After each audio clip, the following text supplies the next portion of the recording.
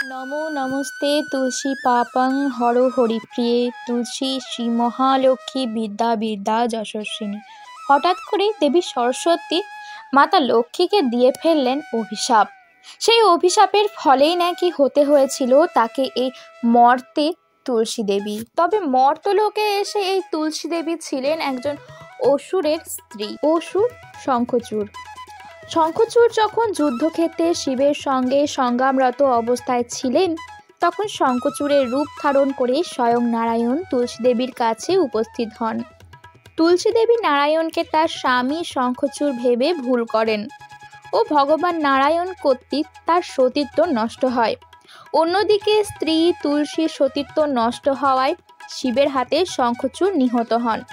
স্বামীর মৃত্যুর খবর পেয়ে তুলসী দেবী বুঝতে পারেন যে ভগবান নারায়ণ তার সঙ্গে ছলনা করেছেন। ক্রোধে উন্মত্ত হয়ে তুলসী দেবী ভগবানকে অভিশাপ দেন, নারায়ণ পাষাণে পরিণত হবেন ও দেবী তুলসী তৎক্ষণাৎ নিজের দেহ ত্যাগ করার সিদ্ধান্ত নেন। ভগবান নারায়ণ তুলসী দেবীর এই শাপ হাসি মুখে গ্রহণ করেন ও তুলসীর শাপেই নারায়ণ শালগ্রাম শিলায় পরিণত হন। অভিশাপ দেওয়ার পর মুহূর্তেই দেবী তুলসী নিজের ভুল বুঝতে পারেন যে তিনি স্বয়ং ভগবানকে অভিশাপ দিয়েছেন। নারায়ণ তখন দেবী তুলসীকে বরদান প্রদান করেন যে সতী সাধ্বী রূপে তিনি মর্তলোকে পূজা হবেন ও নারায়ণ শিলার পুজো তুলসীপত্র ভিন্ন হবে না। নারায়ণের বরেই দেবী তুলসীর শরীর গণ্ডকী নদীতে পরিণত হয় ও দেবী তুলসীর কেশ থেকে তৈরি হয় পবিত্র বৃক্ষ তুলসীর। তবে এই শঙ্খচূড় বা দেবী তুলসী এরা কোনো সাধারণ কারণের জন্য দেবী সতীসাধ্বী বা অসুরে রূপান্তরিত হননি। এর পেছনেও রয়েছে একটি ঘটনা, যে পবিত্র স্বরূপা তুলসী দেবীর পশ্বে অন্যের সকল দোষ কেটে গিয়ে তা প্রসাদ হয়ে যায়। যে তুলসীপত্র ছাড়া শালগ্রাম শিলার পুজো হয় না, চিরপূজ্য সেই দেবীর জীবন ছিল অভিশপ্ত।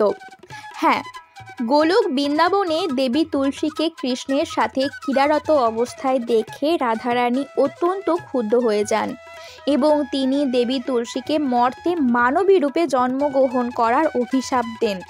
এই অভিশাপে দেবী তুলসী মানসিকভাবে ভেঙে পড়লে শ্রীকৃষ্ণ তাকে সান্ত্বনা দিয়ে বলেন, তুমি মর্তে মানবী রূপে জন্মগ্রহণ করলেও এ জন্মে তপস্যার দ্বারা আমার একটি অংশ প্রাপ্ত হবে। রাধারানীর শ্রাপে তুলসী দেবী পৃথিবীতে রাজা ধর্মধ্বজ ও মাধবীর গর্ভে কন্যা সন্তান রূপে জন্মগ্রহণ করেন। ছোট থেকে তিনি ছিলেন বিষ্ণু ভক্ত। বড় হওয়ার পর তিনি বনে গিয়ে ব্রহ্মার কঠোর তপস্যা করে তাকে সন্তুষ্ট করেন এবং তার কাছ থেকে বর লাভ করেন নারায়ণকে।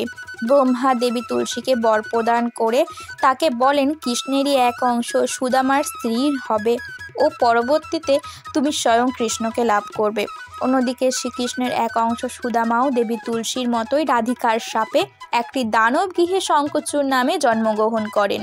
সেই জন্য শ্রীকৃষ্ণের যে কোনো পুজোতেই তুলসী পত্র ছাড়া সেই পুজো অসম্পন্ন হয়ে থাকে এবং নিজের গৃহে সুখ শান্তি ফেরানোর জন্য বাঙালি ঘরে ঘরে দেখা যায় প্রত্যহ সন্ধ্যের দিকে তুলসী মঞ্চের ওপর প্রদীপ ধূপ ইত্যাদি দেখাতে। তবে দেবী সরস্বতীর লক্ষ্মী দেবীকে শ্রাপ দেওয়ার ঘটনাটা শোনাবো অন্য আরেক দিন। যদি এরকম আরও অনেক তথ্য জানতে চান তাহলে আমাদের চ্যানেলটিকে সাবস্ক্রাইব এবং শেয়ার করে আমাদের পাশে থাকুন।